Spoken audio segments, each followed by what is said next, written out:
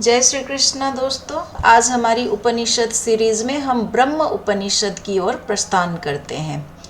देखिए, ब्रह्म उपनिषद क्या है? ब्रह्म और आत्मा का अद्वैत रहस्य, मौन से निकला हुआ अनकहा सत्य। कभी सोचा है उस क्षण के बारे में जब न दिन था न रात, न धरती थी न आकाश, न देवता थे न मनुष्य, सिर्फ मौन था।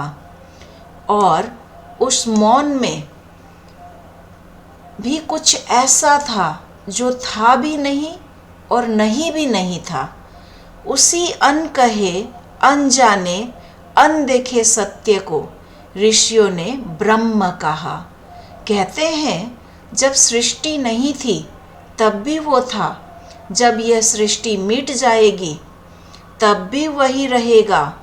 पर असली प्रश्न ये नहीं कि ब्रह्म क्या है, असली प्रश्न है क्या हमने कभी उसे महसूस किया है। ये वही दृष्टि है जो कहती है ये कथा किसी बाहरी देवता की नहीं, देवत्व की अनुभूति की कथा है। ये बाहर के ब्रह्म की नहीं, भीतर के ब्रह्म की खोज है। ये वह मार्ग है जहाँ मैं और तू मिट जाता है और केवल वह रह जाता है। यही है ब्रह्म उपनिषद का हृदय, वह रहस्य जो सब में है फिर भी सबसे छिपा हुआ है। ऋषि बृहस्पति की आंतरिक यात्रा बहुत प्राचीन काल की बात है। धर्म, तपस्या और ज्ञान अपने उत्कर्ष पर थे। देव और असुर दोनों ही ब्रह्म के रहस्य को जानने की खोज में लगे थे। देवताओं के गुरु महर्षि बृहस्पति, जिनका तेज स्वयं सूर्य को भी म्लान कर देते हैं, अपने भीतर एक ऐसे प्रश्न से विचलित थे जिनसे उनको पूरे ज्ञान की नींव हिला दी थी। यदि सब कुछ ब्रह्म से उत्पन्न है तो मैं कौन हूँ?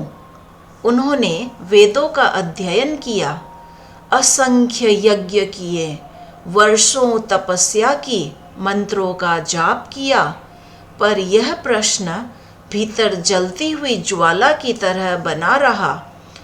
वह ब्रह्म कौन है जो सब में है पर दिखता नहीं? एक क्षण आया जब उन्हें लगा शब्द, शास्त्र और तर्क सीमा तक पहुंच चुके हैं। उन्होंने निश्चय किया अब वे बाहर की सब शिक्षाएं छोड़ देंगे और केवल भीतर उतरेंगे।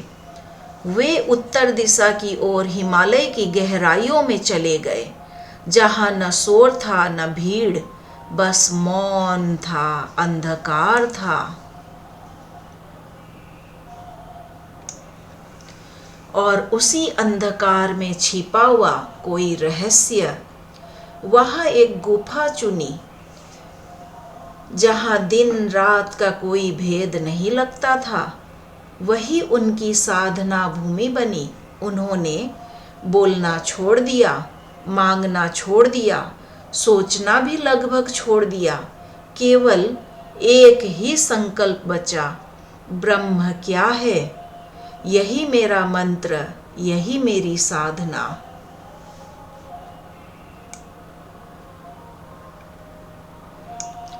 ऋतुएं बदलती रही, बर्फ जमी, पिघली, वृक्ष सूखे, फिर हरे हुए, पर बृहस्पति एक ही आसन पर स्थिर रहे। मन का शोर शांत हो चुका था, विचारों की भीड़ थम चुकी थी। बाहर की ओर भागता मन अब अपने स्रोत में लौटने लगा। एक दिन पूर्ण मौन में बैठे हुए उन्होंने भीतर एक हल्का कंपन महसूस किया। अंधकार के बीच से एक सूक्ष्म प्रकाश बिंदु उभरा। वह न किसी दीपक का था न किसी अग्नि का, वह हर दिशा में एक साथ फूट रहा था, मानो ब्रह्मांड स्वयं अपना हृदय खोल रहा हो। बृहस्पति स्तब्ध थे। उसी प्रकाश से एक स्वर उठा, गंभीर शांत, जैसे सृष्टि की आत्मा स्वयं बोल रही हो। बृहस्पति, जिसे तू खोज रहा है वो तेरे बाहर नहीं, तेरे भीतर है। उन्होंने पूछा, क्या मैं वही हूं? प्रकाश बोला, जब तू ये जान लेता है मैं ब्रह्म हूं, तब खोज समाप्त हो जाती है। जो कुछ तू देखता, सुनता, अनुभव करता है वह सब मेरी ही अभिव्यक्ति है। तू स्वयं वही चेतना है, अदृश्य, अविनाशी, सर्वव्यापी। उस क्षण भीतर का मैं जैसे विलीन हो गया। उन्होंने देखा, पत्थर, जल, वायु, अग्नि, आकाश, सभी में वही एक स्पंदित चेतना है।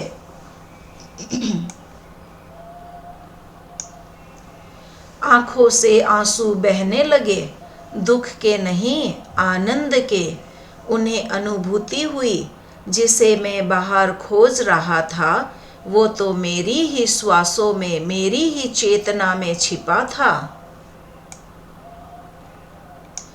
देवताओं की सभा में ब्रह्मानुभूति की घोषणा। साधना पूर्ण होने पर जब बृहस्पति गुफा से बाहर निकले तो वे जैसे नवजीवन लेकर लौटे। उनके मुख पर अलौकिक शांति थी, आंखों में वही प्रकाश झलक रहा था जो उन्होंने भीतर देखा था। देव सभा में पहुंचते हैं तो इंद्र, वरुण, अग्नि, सोम सभी ने अनुभव किया, उनका तेज अनेक गुना बढ़ चुका है। इंद्र ने पूछा, गुरुदेव, क्या आपने ब्रह्म को देखा?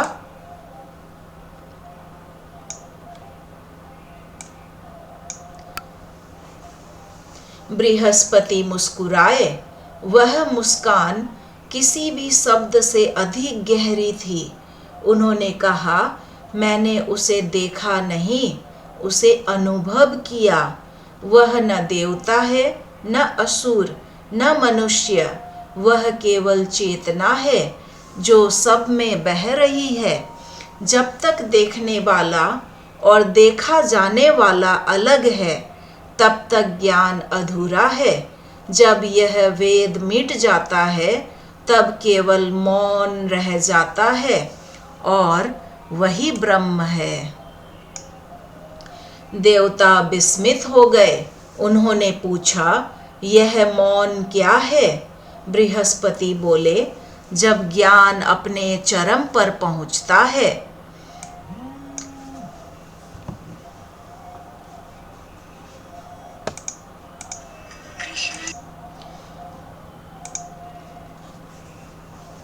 जब ज्ञान अपने चरम पर पहुंचता है तब शब्द व्यर्थ हो जाते हैं। जब चेतना अपने स्रोत में लौटती है तब कहने को कुछ नहीं बचता। जिसे शब्द नहीं पकड़ सकते, जिसे मन नहीं छू सकता, वही सत्य है, वही आत्मा है, वही ब्रह्म है। और फिर वह बोले, ये आत्मा स एव ब्रह्म, या आत्मा स एव ब्रह्म। जो आत्मा है वही ब्रह्म है, वही श्वास है, वही प्राण है, वही चेतना है। उनका यह अनुभव केवल निजी नहीं रहा, यह समस्त मानवता के लिए दीपक बन गया। उन्होंने कहा, सत्य को पाने के लिए किसी दूरस्थ तीर्थ की आवश्यकता नहीं। ब्रह्म कोई दूर बैठा देव नहीं, वह तो तुम्हारे भीतर ही है। बस अपने भीतर की शांति से जुड़ो, वही तुम्हें ब्रह्म तक ले जाएगी। ब्रह्म उपनिषद स्थान, स्वरूप और उद्देश्य, यह अनुभूति ही आगे चलकर ब्रह्म उपनिषद के रूप में शब्दों में ढली। ब्रह्म उपनिषद अथर्ववेद से संबंध एक अत्यंत प्राचीन, लघु और अत्यंत गूढ़ ग्रंथ है। आकार में छोटा पर अर्थ में अनंत। यह कहता है, सर्वं खल्विदं ब्रह्म, यह संपूर्ण जगत, पर्वत, नदी, वृक्ष, शरीर, मन, चेतना सब उसी एक ब्रह्म का विस्तार है। वेदों में पहले कर्मकांड प्रबल थे। यज्ञ, आहुति, स्वर्ग प्राप्ति, पुण्य संचय। कुछ ऋषियों के भीतर यह प्रश्न उठा, क्या यही अंतिम लक्ष्य है? क्या जीवन का उद्देश्य केवल कर्म है? क्या सत्य मात्र बाहरी कर्मों से मिल सकता है? इन्हीं प्रश्नों की अग्नि से उपनिषद का जन्म हुआ और उसी गहराई में ब्रह्म उपनिषद का उदय हुआ। इसका उद्देश्य केवल यह बताना नहीं ब्रह्म क्या है, बल्कि यह सिखाना है उसे अनुभव कैसे किया जाए। यह कहता है, बाहर मत देखो, अपने भीतर देखो, वही ब्रह्म है। ब्रह्म उपनिषद की संरचना 3 मुख्य धारा। ब्रह्म उपनिषद की शिक्षा को 3 मुख्य भागों में समझा जाता है। ब्रह्म का स्वरूप, पहला क्या है? ब्रह्म का स्वरूप। दूसरा, साधक का आचरण और साधना। तीसरा, आत्मा और ब्रह्म का ऐक्य। चलिए देखते हैं ब्रह्म का स्वरूप का विवेचन। ब्रह्म का स्वरूप क्या है? यह बताया गया है, ब्रह्म न नाम है, न रूप, न उत्पन्न होता है, न नष्ट होता है। उसी से सबको प्राण मिलता है, पर वह स्वयं अप्रकट रहता है। दीपक सबको प्रकाश देता है, पर स्वयं प्रकाश से परे है। वैसे ही ब्रह्म सब में व्याप्त है, पर सबके पार है। साधक का आचरण, ब्रह्म का अनुभव केवल तर्क से नहीं, जीवन की पवित्रता से संभव है। साधक को सत्य बोलना, अहिंसा, इंद्रिय निग्रह, मन को संयमित रखना, इच्छाओं का त्याग और ब्रह्म का ध्यान, इन सब का पालन करना होता है। उपनिषद कहता है, जो मौन में स्थिर हो जाता है वही ब्रह्म को देखता है, और यह मौन केवल वाणी का नहीं, मन का मौन है। आत्मा और ब्रह्म का अनुभव। जब साधक भीतर की साक्षी को पहचान लेता है, फिर सुनिए आत्मा और ब्रह्म का अनुभव। जब साधक भीतर के साक्षी को पहचान लेता है, मैं शरीर नहीं, मन नहीं, विचार नहीं, मैं वो चेतना हूँ जो सबको देख रही है, तब उसे अनुभव होता है, अहम ब्रह्मास्मि, मैं ही ब्रह्म हूँ। यह अहंकार की घोषणा नहीं, अहंकार के अंतिम विलय की घोषणा है। ब्रह्म के 4 रूप, सगुण, निर्गुण, हृदयस्थ, परम ब्रह्म। उपनिषद ब्रह्म के 4 आयाम बताता है। पहला, सगुण ब्रह्म, रूप और गुण सहित। दूसरा, निर्गुण ब्रह्म, निराकार, निर्वर्ण, निरुपाधिक। तीसरा, हृदयस्थ ब्रह्म, जो भीतर की गुफा में स्थित है।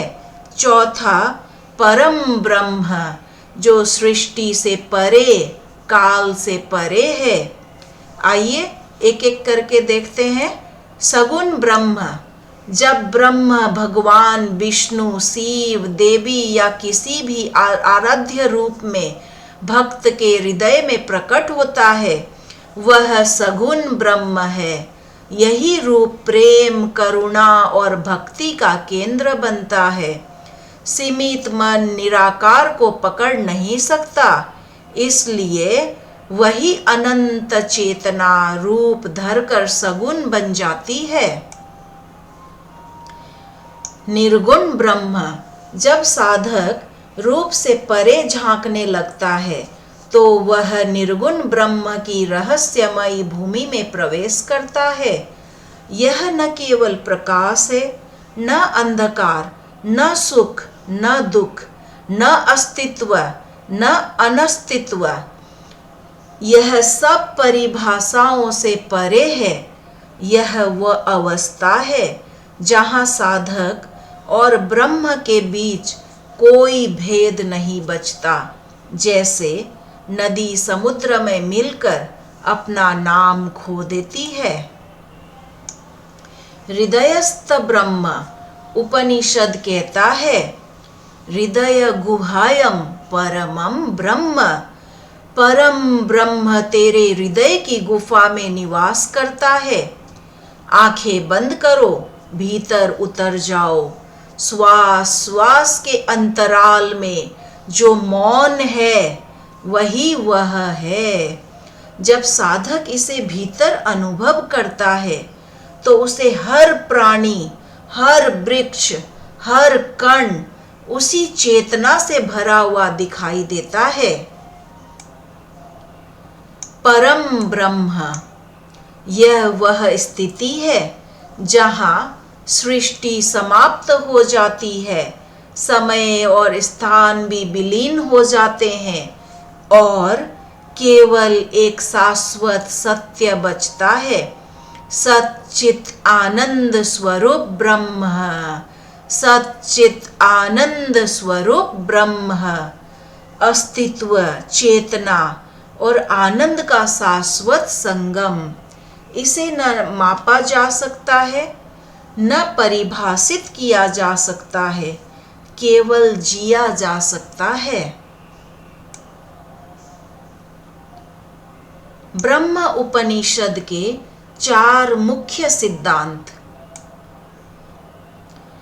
ब्रह्म उपनिषद की शिक्षा 4 मूल स्तंभों पर खड़ी है।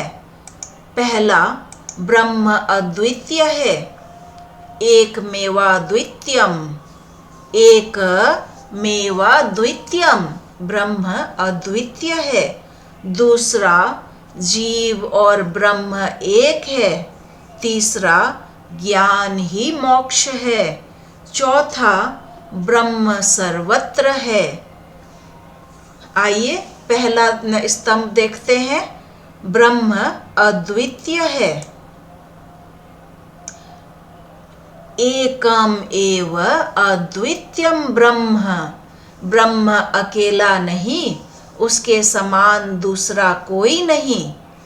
द्वैत केवल दृष्टि का भ्रम है। जैसे एक ही सूर्य अनेक जलाशयों में प्रतिबिंबित होता है, पर सूर्य एक ही है। जीव जगत, प्रकृति सब उसी की लहरें हैं। आइए दूसरे स्तंभ में प्रवेश करते हैं। जीव और ब्रह्म एक है। मनुष्य अपने को छोटा, सीमित, जन्म मरण वाला मानता है। उपनिषद कहता है यह अज्ञान है। जैसे स्वप्न में मनुष्य अपने को राजा या भिखारी समझ लेता है, जागने पर जान जाता है मैं तो वही हूँ। वैसे ही आत्मा संसार के स्वप्न में अपने को जीव समझ बैठती है। अज्ञान रूपी बादल सूर्य को नहीं बुझाते, बस छिपा देते हैं। जब वह आवरण हटता है तब आत्मा पुकार उठती है, अहम ब्रह्मास्मि। तीसरा स्तंभ, ज्ञान ही मोक्ष है। यह ज्ञान का अर्थ केवल शास्त्र पठन नहीं बल्कि प्रत्यक्ष अनुभूति है। उपनिषद का भाव न कर्मणा न प्रज्ञया न ध्यान धनेन त्यागेनैक अमृतवमानशु। फिर सुनिए, न कर्मणा न प्रजया न धनेन न त्यागेनैके अमृतत्वमानशु।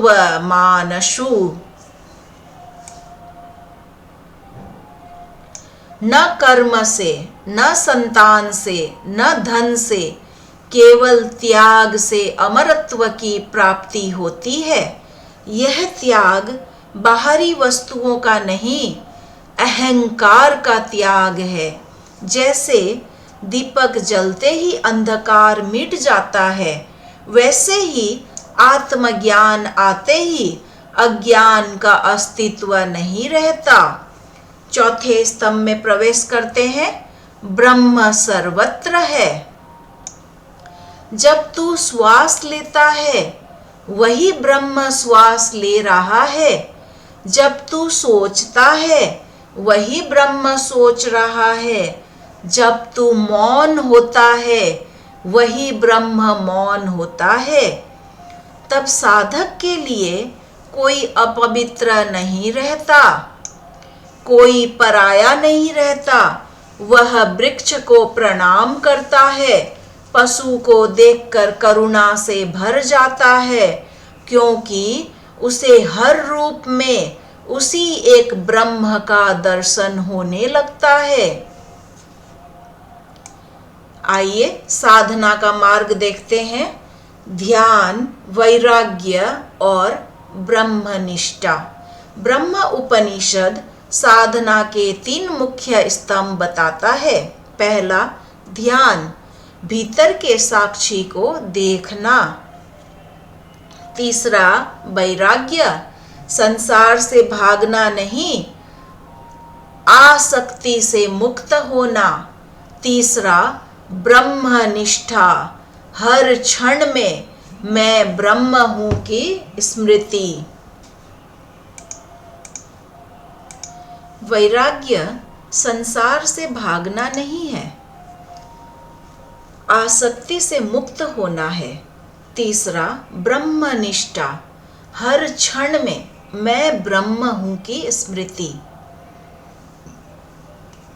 ध्यान, ध्यानम ब्रह्म। मनुष्य के भीतर 2 स्तर है। एक जो सोचता, बोलता, करता है। दूसरा जो बस देखता है, साक्षी। फिर समझिए, मनुष्य के भीतर 2 स्तर है। एक जो सोचता है, बोलता है और करता है। दूसरा बस देखता है, साक्षी है। शरीर बदलता है, विचार बदलते हैं, उम्र बदलती है, पर जो भीतर से सब देख रहा है वह नहीं बदलता, वही साक्षी ब्रह्म है। ध्यान का अर्थ उस साक्षी से मिलना, उसे देखना, उसमें स्थिर हो जाना। धीरे धीरे विचारों का शोर शांत होता है और एक क्षण आता है जब न कोई शब्द बचता है, न कोई चित्तवृत्ति।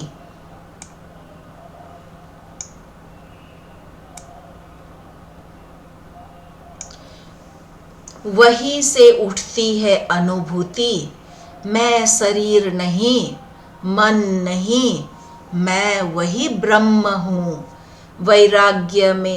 वैराग्य, चलिए दूसरे में प्रवेश करते हैं। वैराग्य, संसार में रहकर भी उससे परे।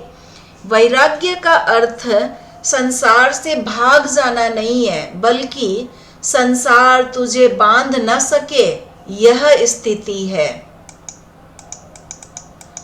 बाहरी सब कुछ परिवर्तनशील है, सुख दुख, लाभ हानि, नाम यश, संबंध, जो इन अस्थायी जो इन अस्थायी चीजों को शाश्वत मान लेता है वही दुखी होता है।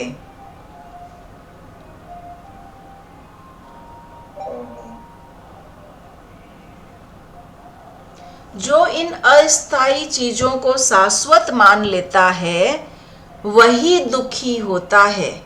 चीज को समझिए अच्छे से। वैराग्य है इन सब को उनके वास्तविक रूप में देखना, अस्थायी, सीमित, बदलने वाला। उससे तब तू संसार में रहकर भी उससे अतीत हो जाता है।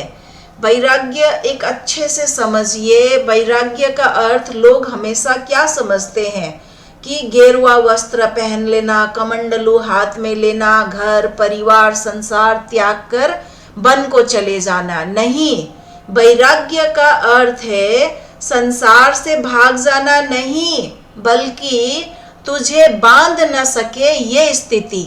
बाहरी सब कुछ परिवर्तनशील है, सुख दुख, लाभ हानि, नाम यश, संबंध।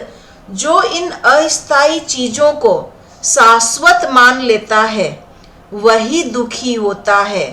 वैराग्य है इन सब को उनके वास्तविक रूप में देखना, अस्थायी, सीमित, बदलने वाला। तब तू संसार में रहकर भी उसे अतीत हो जाता है। ब्रह्मनिष्ठा, जीते जी ब्रह्म में स्थित होना। जब ध्यान से ब्रह्म की झलक मिल जाती है तो अभ्यास बनता है। मैं यह शरीर नहीं, यह मन नहीं, यह भूमिका नहीं, मैं वही ब्रह्म हूँ। बार बार यह स्मरण साधक को समता देता है। कष्ट आए, सुख आए, कुछ भी उसे डिगा नहीं पाता। जीवन सहज प्रवाह बन जाता है, बिना भय, बिना अपेक्षा, बिना द्वेष। उपनिषद कहता है मौनम ब्रह्म, मौन ही ब्रह्म का द्वार है। ध्यान से मन शांत होता है, वैराग्य से मन शुद्ध होता है, ब्रह्म निष्ठा से मन ब्रह्म में लीन हो जाता है। जब ये तीनों का एक साथ होते हैं, जब यह तीनों एक साथ होते हैं, तब साधक का जीवन स्वयं उपनिषद बन जाता है। वेदांतिक सार, अद्वैत का शाश्वत संदेश। ब्रह्म उपनिषद का मूल वैदांतिक सार है अद्वैत। एकम एव अद्वितीयम ब्रह्म, केवल ब्रह्म ही सत्य है। जो विविधता हम देखते हैं वह वास्तव में माया है, जो है भी और नहीं भी। जैसे समुद्र से लहरें उठती है, चलती है, टूटती है, फिर समुद्र में ही मिल जाती है। लहरों का नाम रूप बदलता है, पर उनका तत्व जल ही है। इसी प्रकार जगत के सब नाम रूप बदलते हैं, पर तत्व एक ही है, ब्रह्म। आदि शंकराचार्य के वचनों में ब्रह्म सत्यम जगन मिथ्या, जीवो ब्रह्मैव नापरः। फिर सुनिए, ब्रह्म सत्यम जगन मिथ्या, जीवो ब्रह्मैव नापरः। यहाँ मिथ्या का अर्थ असत्य नहीं, बल्कि अस्थायी है। जगत असत्य नहीं, पर ब्रह्म की तरह नित्य भी नहीं। जब तक साधक जगत को अंतिम सत्य मानता है, वह बंधन में रहता है। जब अनुभव होता है यह सब उसी का प्रतिबिंब है, तब वह मुक्त हो जाता है। अद्वैत की अनुभूति से प्रेम और करुणा सीमित नहीं, सर्वव्यापक हो जाते हैं। तब साधक सब में ईश्वर को देखता है, सबको अपने ही विस्तार के रूप में महसूस करता है। प्रतीकों की भाषा सूर्य, आकाश, दीपक, कमल ब्रह्म शब्द से परे है। इसीलिए ऋषियों ने प्रतीकों की भाषा चुनी। सूर्य ज्ञान और चेतना का प्रतीक।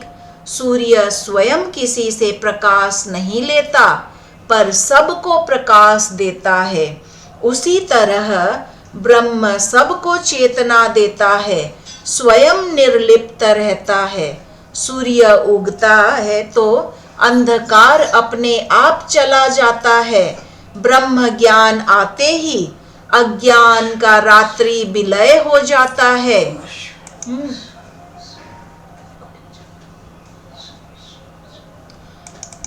बाहरी सूर्य हमें जगत दिखाता है, भीतरी सूर्य आत्मा को आकाश, अनंतता और निरपेक्षता का प्रतीक।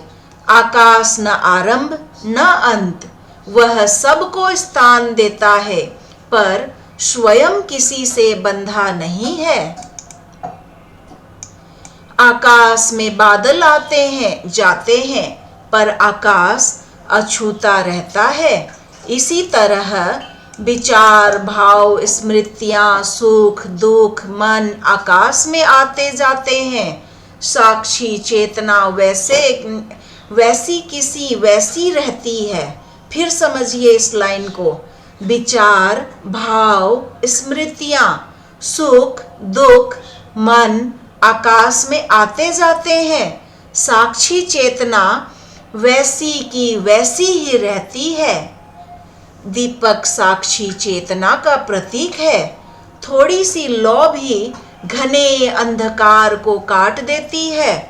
वह लौ है हमारी जागरूकता। यह वही चेतना है जो हर अनुभव को देख रही है। दीपक सबको समान रूप से प्रकाशित करता है। ज्ञानी, अज्ञानी, पापी, पुण्यवान सबको। वैसे ही ब्रह्म की चेतना भी सब में समान है।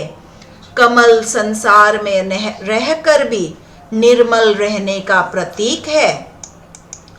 कमल कीचड़ में जन्म लेता है, पर कीचड़ से मलिन नहीं होता। जल में होकर भी जल से चिपकता नहीं, सूर्य की ओर खुलता है। उसी प्रकार आत्मा संसार में रहती है, कर्म करती है, पर भीतर से निर्मल रह सकती है। संदेश क्या है? संसार छोड़कर नहीं, संसार में रहते हुए आसक्ति से मुक्त हुआ जा सकता है।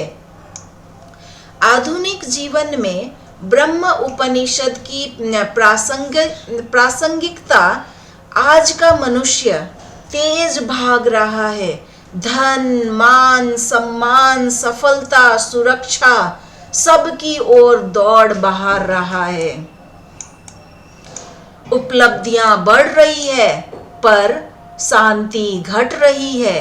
रात को शरीर सोता है, पर मन नहीं सोता। चिंता, भय, अपेक्षाएं घूमती रहती है। यही ब्रह्म उपनिषद की वाणी है। फिर से जीवित हो जाती है।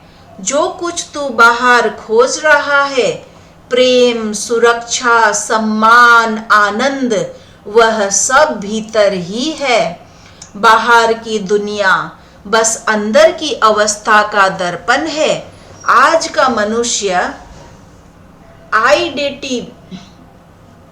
आइडेंटिटी क्राइसिस से गुजर रहा है। आज का मनुष्य आइडेंटिटी क्राइसिस से गुजर रहा है। मैं कौन हूँ? वह अपने नाम, पद, नौकरी, धर्म, भाषा से अपने को जोड़ता है। जैसे ही वह सब बदल जाता है, जैसे ही वह सब बदलता है, उसका मैं टूट जाता है। उपनिषद कहता है, तू सब नहीं है, तू नाम न शरीर, तू न तो नाम है, न शरीर है, न विचार है, न स्मृति है। तू वह चेतना है जो इन सब को देखती है, वही ब्रह्म है। जब यह समझ भीतर उतरती है तो तुलना, स्पर्धा, हीनता, भय सब डहने लगते हैं। तब मनुष्य दूसरों को प्रतियोगी नहीं, अपने ही विस्तार के रूप में देखता है। वसुधैव कुटुंबकम की अनुभूति साकार हो जाती है। तनाव, अवसाद, अकेलापन सबका मूल कारण यही है। मनुष्य स्वयं से दूर हो गया है। ब्रह्म उपनिषद उसे वापस उसी केंद्र पर लौटाता है। भीतर लौटो, वही ब्रह्म का साक्षात दर्शन है। मौन, ध्यान और गुरु की महिमा उपनिषद को दिव्य रहस्य खोलता है। उपनिषद 2 दिव्य रहस्य खोलता है। पहला, मौन और ध्यान की शक्ति। दूसरा, गुरु की महिमा। मौन ब्रह्म का द्वार। सच्चा उपासक वाणी से नहीं, मौन से पूजा करता है। शब्द केवल संकेत है, वे अनुभव नहीं बन सकते। ब्रह्म शब्दों से परे है, क्योंकि शब्द कहते हैं। कहने वाला, सुनने वाला द्वैत आता जाता है। जब विचारों का शोर थमता है, जब मुझे यह चाहिए, यह नहीं मिला, मैं ऐसा, मैं वैसा जैसी धारा शांत होती है, तब भीतर जीवंत मौन जन्म लेता है। इसी मौन में वह प्रकाश दिखने लगता है जो सदैव से भीतर था। तब साधक अनुभव करता है, मैं मौन नहीं कर रहा, मैं ही मौन हूँ। समझिए कितनी इम्पॉर्टेंट लाइन है ये। मैं मौन नहीं कर रहा, मैं ही मौन हूँ। यही मौन ध्यान का चरम है, यही ब्रह्म की देहरी है। गुरु ब्रह्म का जीवित प्रतिबिंब। उपनिषद कहता है, गुरु रेव ब्रह्म, गुरु ही ब्रह्म का प्रतिरूप है। गुरु केवल एक व्यक्ति नहीं, एक प्रकाश है जो अंधकार में भटके साधक को दिशा देता है। ग्रंथ मार्ग दिखाते हैं, गुरु उसे जीवन में उतारते हैं। गुरु साधक से कहता है, जो तू मुझ में खोज रहा है वह तेरे भीतर है। मैं तुझे कुछ नया नहीं देता, बस तेरी आंखों का पर्दा हटाता हूँ। इसीलिए कहा गया है, आचार्यवान पुरुषो वेद, आचार्यवान पुरुषो वेद। जिसके पास आचार्य है वही जानता है। समर्पण ही गुरु के द्वार की चाबी है। जब साधक गुरु के चरण में मैं छोड़ देता है, तभी ब्रह्म की दिशा खुलती है। भक्ति की परंपरा में यह वाणी गूंजती है, गुरुदेव ब्रह्म, गुरुदेव विष्णु, गुरुदेवो महेश्वरः, गुरु साक्षात परम ब्रह्म। अंततः साधक जान लेता है, गुरु और ब्रह्म अलग नहीं है। जो गुरु है वही ब्रह्म है, जो ब्रह्म है वही गुरु है। समापन। तू वही है जिसे तू खोज रहा है। ब्रह्म उपनिषद का अंतिम, सीधा, सरल और साथ ही अत्यंत गहरा है। तू जिसे खोज रहा है वह तू ही है। ब्रह्म न किसी विशेष आकाश में बसा हुआ देव है, न केवल किसी मंदिर की मूर्ति में सीमित है, न केवल किसी मंत्र की ध्वनि में बंधा है। वह तेरी हर श्वास में, हर विचार में, हर अनुभव में उपस्थित है। जब यह ज्ञान केवल विचार न रहकर अनुभव बन जाता है, तब मनुष्य के जीवन में क्रांति होती है। भय मिट जाता है, लोभ ढह जाता है, अहंकार घुल जाता है, केवल शांति रह जाती है, जो न समय से बंधी है न मृत्यु से। यही वो मौन है जो सृष्टि से पहले भी था, सृष्टि के बाद भी रहेगा। जब साधक भीतर उतरकर उस मौन को पहचान लेता है, तब उसकी सारी खोज समाप्त हो जाती है। साधना, साधक और साध्य तीनों एक हो जाते हैं। साधना, साधक और साध्य तीनों एक हो जाते हैं। तब केवल एक ही वाक्य पूर्ण सत्य बनकर गूंजता है, अहम ब्रह्मास्मि। और यही है ब्रह्म उपनिषद का शाश्वत सार। जो आत्मा है वही ब्रह्म है, जो ब्रह्म है वही हम है। बस उसे देखने की नहीं, जीने की आवश्यकता है। अहम ब्रह्मास्मि। जय श्री कृष्ण।